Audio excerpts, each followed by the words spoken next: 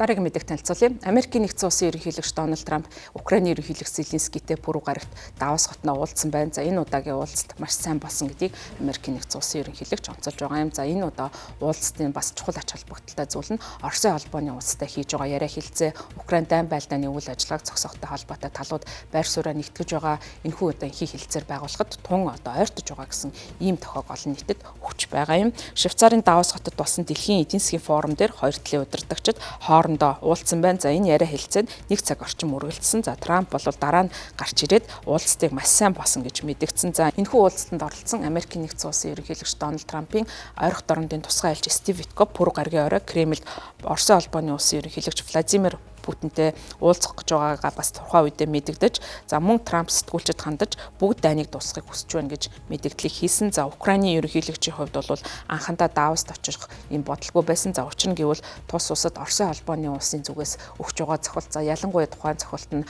тус улсын эрчим хүчний байгууламж руу ихээхэн одоо онилох болсон. За үүнтэй холбоотойгоор тус улсад маш хүйтэн үйл болж байгаа. За үүнд бол ард иргэд маш их одоо зовлон зүдгүүр амсаж байна. За өвлийн улирлуудад бол цахилгаан болон одоо бусад одоо дид бүтцэн халдлага дурцсантай холбоотойгоор цаг цахилгаангүй усгүй усан хангамжгүй байгаа ийм нөхцөл байдалд ерөнхийлөгчийн зүгээс Давосын уулзалтанд оролцохгүй гэсэн байр суурьтай байсан бол энэ байр сууриа өөрчилж пүрэв гарагийн одоо орой бол Давост очиж Америкийн нэгдсэн улсын ерөнхийлөгч болон бусад албаны хүмүүстэй уулзалт яриа хийсэн байна. Америкийн зүгээс бол энэхүү яриа хэлцээг маш амжилттай болжсон гэж үзэж байгаа. За Украиний ерөнхийлөгчийн хувьд бас нэг санаа зовж байгаа явдал нь бол Европын аюулгүй байдал, за тэр дундаа Украиний одоо аюулгүй байдалд бол Америкийн нэгдсэн улсын ерөнхийлөгч төдийлөн бас анхаарлаа хандуулахгүй байх юм нөхцөл байдлууд үүсэж байгаа санаа зовж байгаагаа илэрхийлж байгаа. За ялангуяа Гренландтай холбоотой асуудлаас болоод Украиныг сонирхох Америкийн сонирхол буурч магадгүй гэдэгт бол санаа зовж байсан. За гисэн хэдий ч бол талууд уулзалтаа явуулсан байна.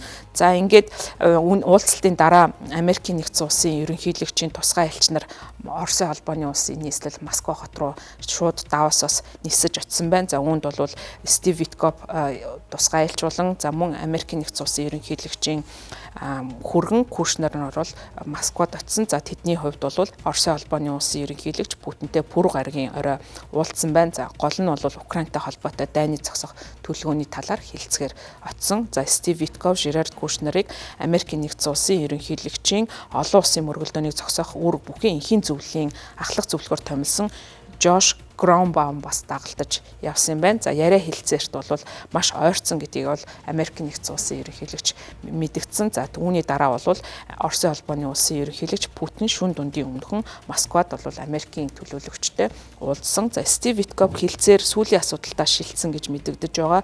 Хэлцээр эхэлснээс хойш хэдхэн минутын дараа Оросын холбооны улс стратегийн бөмбөг жонгоцоороо эргүүл хийсэн ийм тохиолдол гарч байгаа. За ер нь бол Оросын холбооны улсын хувьд бол айлган сүрдүүлэх, за мөн одоо яриа хэлцээ хийж байгаа талуудаа тодорхой хөшүүрэг олгох зорилгоор ийхүү стратегийн бөмбөгдөх жонгоцоор бол эргүүл хийх нь тогтмол бий болдог. За энэ нь бол өөрийнхөө хүч чадлыг илэрхийлэх, за мөн одоо хэлцээрт орж байгаа талуудаа сэрэмжлүүлэх өгөх зорилготой гэж бас судлаачид үзэж байдаг. Батлан хамгаалахын яамны мэдгцнэр Оросын холбооны улсын хувьд бол Украиний хотууд болон мөн цэргийн байгууламжрууд руу товтлогоо хийж байгаа эрчим хүчний дэд бүтцүүд рүү пуужин одоо харуулах зорилгоор ашиглаж байсан алсын тусгалтай флотын нэг хэсэг болох Ту 22М3 нэртэй бөмбөгдөх жонгоцуудыг Оросын сөнөөх жонгоцны удирдлагын дор Балтийн тэнгисийн дээгүүр 5 цагаас илүүтэй хугацаагаар нисгэсэн гэсэн ийм мэдээлэл өгч байна. За Кремлийн мэдэгдэж байгаагаар Америкийн нэгдсэн улстай хийсэн өмнөх уулзалтын нэгэн адилаар тухайн уулзалтанд Путиний гадаад бодлогын туслах Юрий Ушаков тусгай элч Кирилл Димитровноор байлцаж оролцсон гэсэн мэдээллийг өгч байгаа.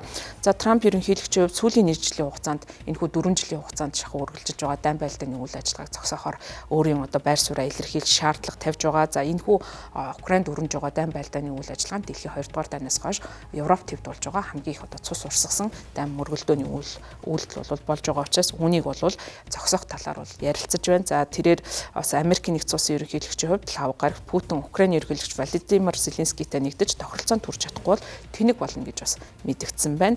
За Америкийн нэгдсэн улсын ерөнхийлөгчийн тусгай элчийн хувьд бол шийдэгдээгүй асуудлуудын талаар яг ямар асуудал үлдсэн талаар нарийн одоо мэдээллийг өгөөгүй байгаа. Гэхдээ талууд бол өмнө нь бол газар нутгийн асуудал дээр илүү анхаарлаа хандуулж байсан.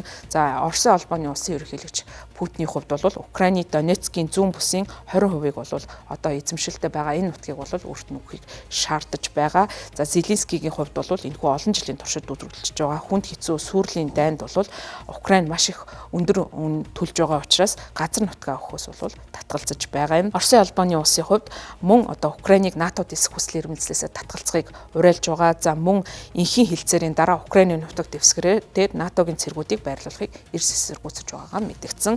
За Зеленскийгийн хувьд бол эерэг шинж тэмдэг ажиглагдсан гэж хэлж байгаа. За өөрөөр хэлбэл Оросын албаноос Украины Америкийн одоо хилцэгчд яриа хэлцээ хийж байгаа хүмүүсийн хувьд баасан бэм гарагт Абу Дабид бол анх удаа 3 талд уулзалт хийх юм байна. За энэ бол талууд цаашдаа одоо тохиролцоонд хүрэхэд тун ойрцсон байгааг бас харуулж байгаа юм. За мөн Оростой хийсэн дайны дараа эдийн засгийн сэргээх талаар мөн тохиролцоо бараг хүрсэн гэж Украины ерөнхийлөгч мэдэгдэж байгаа. За энэ нь бол Москвад ихээхэн давуу талыг олгосон гэж үзэж байгаа ч гэсэн энхийн төлөвлөгөөг бол Украины талаас бас дэмжих юм эрмэлзэлтэй байгааг харуулж байгаамаа.